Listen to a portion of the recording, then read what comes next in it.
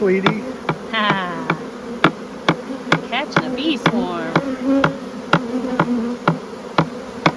This swarm came out yesterday, went back into its box right away, and then it come back out again today. So I think we found a home. Right up here. I held the box up.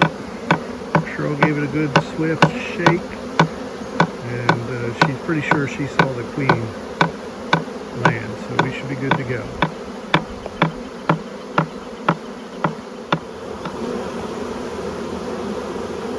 They're settling down. We have bees going in.